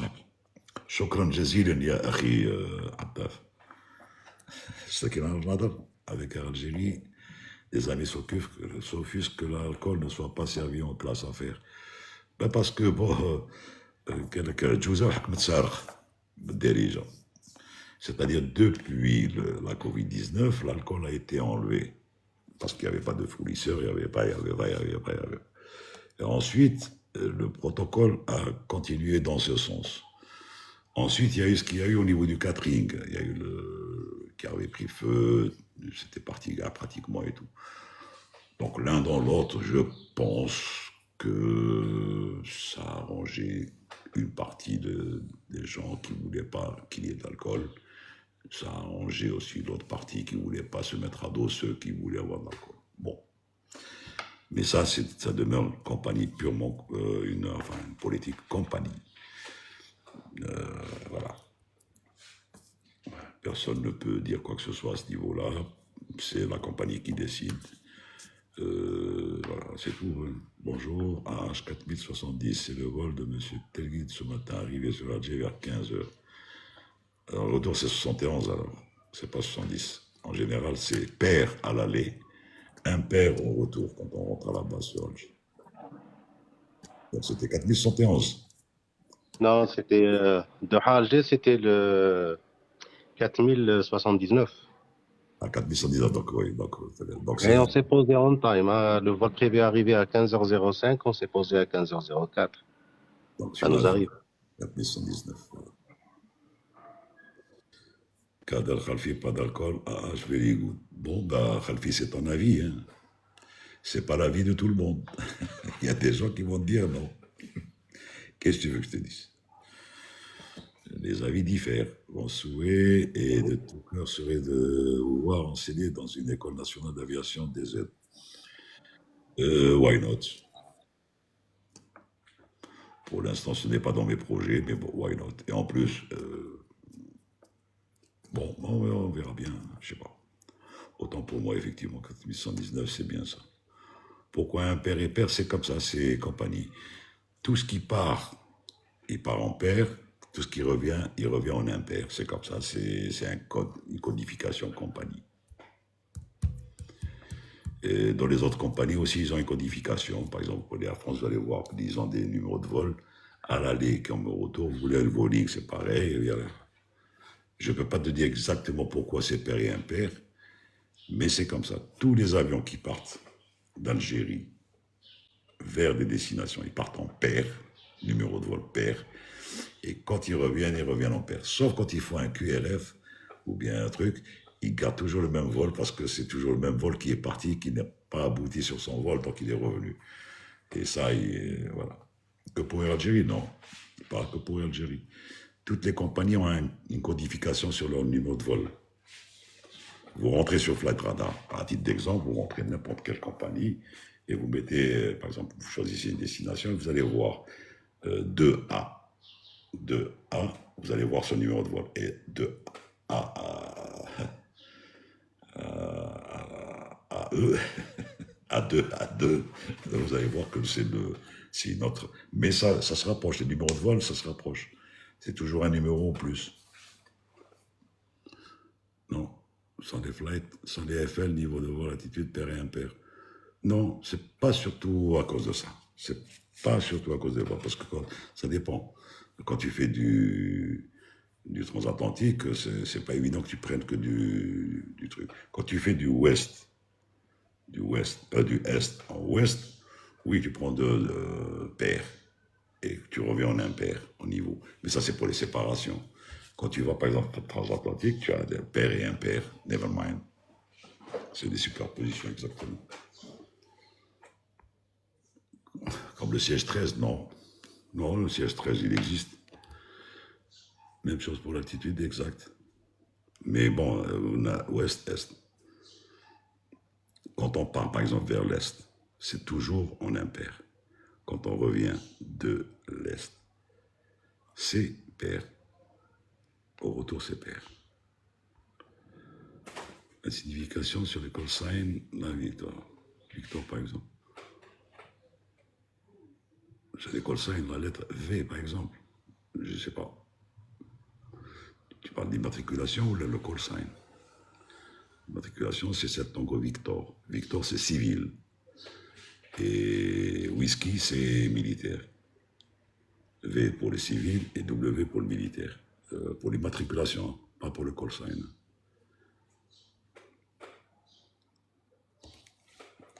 Voilà. Ben, en Qatar, oui. Ben, voilà, il y a un site web pour les destinations des airports and airlines, flights, slicephone.com.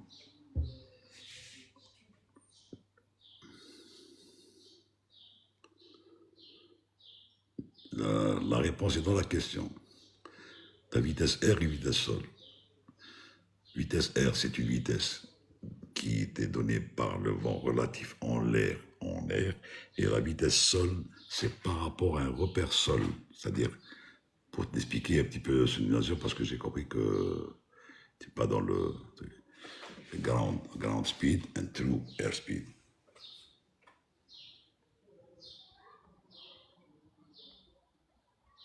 Moi, c'est pour lui expliquer plus clairement, hein, la vitesse R, c'est la vitesse constante de l'avion par rapport à une puissance, à un niveau donné. Et la vitesse O, c'est ce qui correspond à cette vitesse R avec plus l'effet du vent. Si tu as un vent de face, donc la vitesse sol, elle est inférieure à ta vitesse vraie en vol, la vitesse R. Et si tu as des vents arrière, donc tu vas ajouter la force du vent, la vitesse du vent, ta vitesse R, et ça te donnera une vitesse sol plus importante. Donc c'est l'effet du vent en vol. Voilà. Alors on va. Peut-être tu ne mets pas ta caméra parce que tu es normal. Yeah, on va.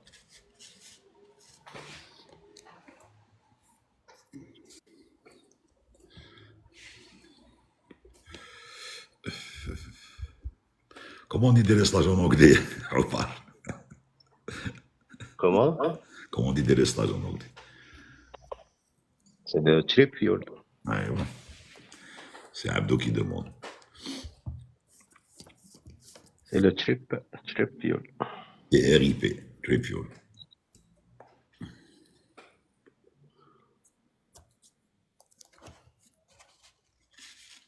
Salut Ahmed.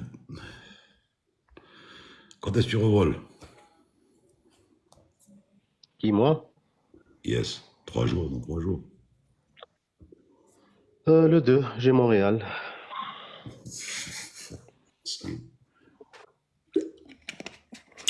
Oui, Montréal, c'est autre chose. Là, il fait bon en ce moment.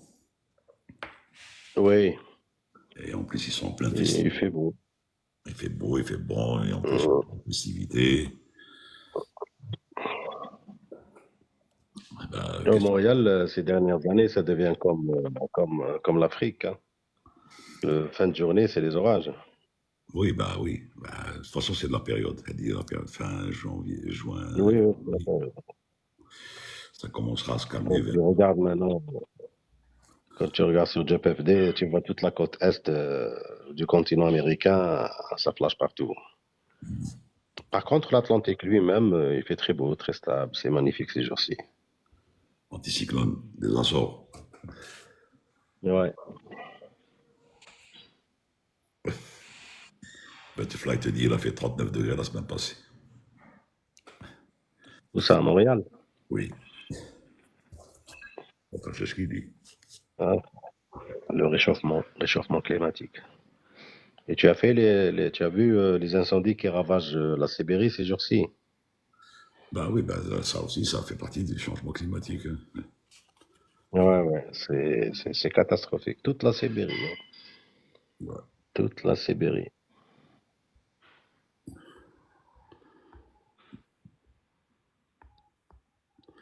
Le problème, c'est l'humidité, oui. Et il fait trop lourd. Zakaria, c'est non seulement l'humidité, mais ce que j'aime pas, c'est en été, les moustiques. Donc, ils font des arrondis sur la personne. Ils ne se posent pas, ils piquent pas seulement. C'est des gros moustiques. Hein. Des crabes, enfin, contre la crabe. Des piquants, maintenant. Il y a Karima Khlal qui vient de passer sur les commentaires. Ouais. Salut Karima, tu nous manques.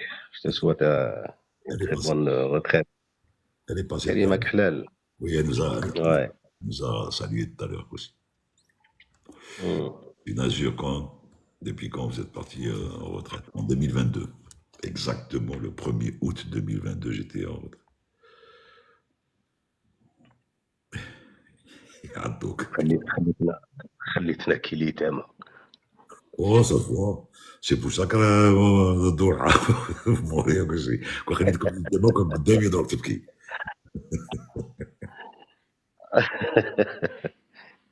Oui, Sniper. Morad est à Pékin. Il a fait le vol Alger-Pékin. Il est à Pékin. Il m'a appelé tout à l'heure d'ailleurs. Oui, c'est Nazir. Pourquoi tu Je l'ai suivi hier. Je l'ai suivi Flight Radar.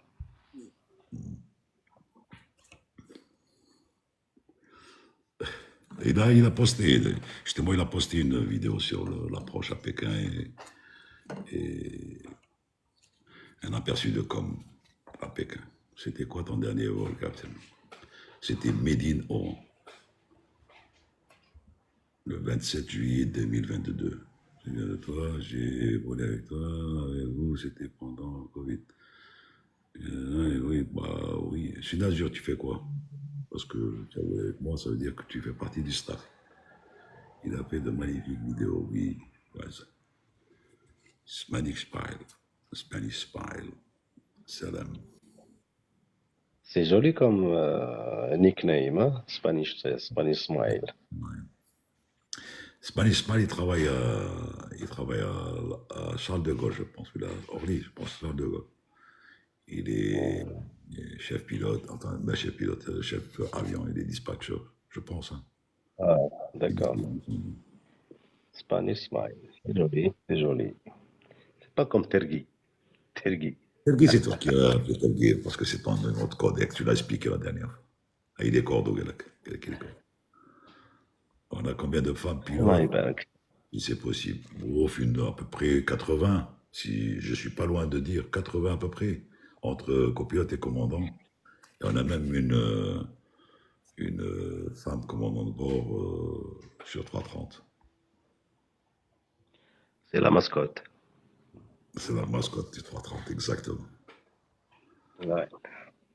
Algerian Smile. Farid Bouaza est un Algerian Smile. Où se trouve votre bureau? Mon bureau?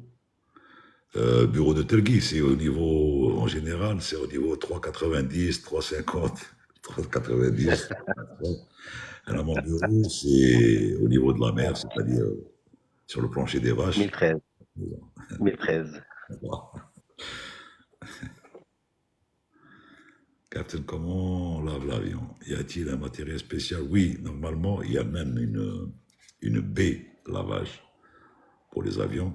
Ça coûte extrêmement cher, mais bon, il y a des compagnies qui se l'approprient. Air Algérie aussi, ils ont du matériel pour laver les avions. Ils l'emmènent Une station. à la station, oui, à la station technique de la maintenance. Et ils ont le matériel pour laver les avions. Et d'ailleurs, ça se fait de plus en plus. Avant, ben là, qu'ils n'avaient pas les moyens, mais maintenant, de plus en plus, ils le font. Parce que d'abord, c'est pas seulement pour faire beau, c'est pour permettre à ce que les équipages et même les contrôles, et même quand l'avion vole, pour voir s'il n'y a pas d'éventuels suintements de liquide hydraulique ou bien d'huile. Donc c'est une très bonne, que ce soit pour le technique, pour les pilotes, pour les gars qui contrôlent ces avions, même pour faire beau aussi quand ça arrive dans un aéroport. Bon, des fois, le temps ne permet pas ça parce que les avions volent pratiquement H24, presque.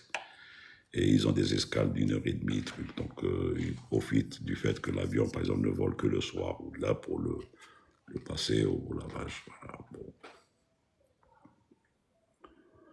Et ouais, vous avez fait Paris-Orly. Oui, c'est possible, chez Nazur. Baie de lavage et dégivrage. J'ai été passager à bord du 7 Tango Victor, Juliette Whisky. J'espère que le vol t'avait plu. Meilleure visibilité du matériel, oui, exactement. Et pourquoi les hublots, généralement, c'est à l'avant qui sont dans un état catastrophique? Parce que c'est eux qui reçoivent le plus de saleté quand l'avion est en l'air, est en vol. Et que s'il se pose sur une piste, par exemple, un petit peu mouillé, ou là, il reçoit tous les trucs. Donc, s'il passe au lavage, ok. S'il passe pas au lavage, eh bien, il aura des traces sur les hublots.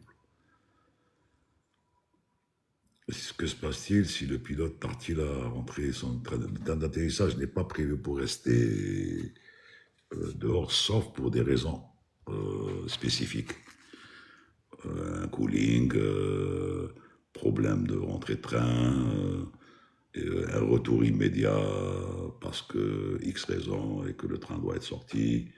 Mais il se passe que s'il laisse en train d'atterrissage, d'abord il y a un bruit strident. Deux, les performances de l'avion sont dégradées puisque il n'est pas fait pour voler avec un appendice sorti comme ça. Et voilà, donc vous passez le bonjour à Yazid Belgedj, Sahit Attaf. Omar, tu passeras le bonjour à Yazid de la part de Attaf. Ce sera avec plaisir, je transmettrai avec plaisir. Les pilotes de High Fly sont ceux de AH? Non. Les pilotes de High Fly sont des pilotes de High Fly. C'est des avions qui ont été affrétés en ACMI pratiquement. Aircraft, Crew, Insurance and Maintenance. Donc les pilotes sont compris dans la location. Pas spécialement en Spanish, les APU ne sont pas toujours inop, mais il arrive que, c'est vrai, parce que, encore une fois, c'est des APU qui sont utilisés à outrance. Et c'est pour ça que, par exemple, à Paris, tu vois que quand les gens ils arrivent, ils éteignent leur APU, ils ont le GPU branché ou juste au finger, au satellite. Et ça permet d'abord d'économiser du fuel, parce que ça consomme quand même à peu près entre 120 et 200 kilos l'heure. Et de deux, ça fait du bruit, donc ça empêche un petit peu les gens qui tournent autour de cet avion de travailler correctement, etc., etc., etc. À quoi sert le stop light auto sur Airbus? Ben ça, quand il est mis on, ça veut dire que cet avion, personne ne doit approcher de cet avion, ni de près ni de loin. C'est pour montrer déjà c'est à la mise en route ou bien quand on tracte un avion. Donc ça veut dire que cet avion est prêt à bouger. Et s'il est prêt à bouger, personne ne doit approcher. Et c'est pour ça que les strobes... sorry, je parle d'anti-collision. Les strobe lights auto, c'est les lights qui sont par intermittence blancs, comme des flashs. C'est pour indiquer justement que cet avion-là, alors il se met automatiquement au décollage. Quand les flaps sont sortis au décollage, sinon il est mis manuellement pour indiquer que cet avion part, et on le voit de loin d'ailleurs. Ça arrive souvent, c'est pour ça. J'essaie, c'est du blague. Le régule pour le GPU. Bon, le régule pour le GPU, ça coûte de l'argent. Zakaria JB prend son temps pour le thé. Captain, merci pour le live, toujours. Merci, Turki. Omar, je vais décrocher la piste de l'aéroport d'Alger a-t-elle une surface réduite pour l'eau? Omar, tu peux me confirmer ça? Sur les bords, je pense. Hein. De la piste, je pense. La piste de l'aéroport d'Alger a-t-elle une surface réduite pour l'eau? Le drainage. Non, c'est pas. Non, c'est pas grooved. Non, c'est pas grooved. Non, d'accord, elle n'est pas grooved.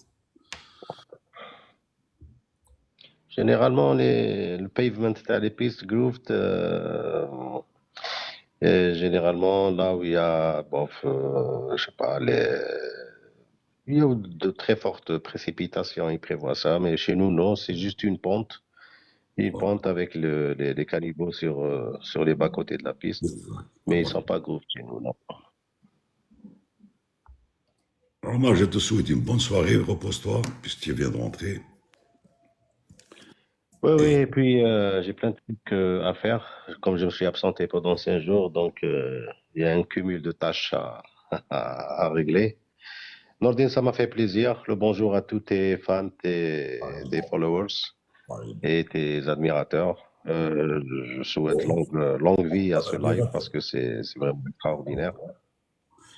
Voilà, et puis on va dire à très bientôt, Inch'Allah. Ok, merci Sabi, merci, et merci pour le guest, merci pour les gars qui ont participé, merci à JB qui a participé, et à demain. À très bientôt. Allez, portez-vous bien. Ciao, salut.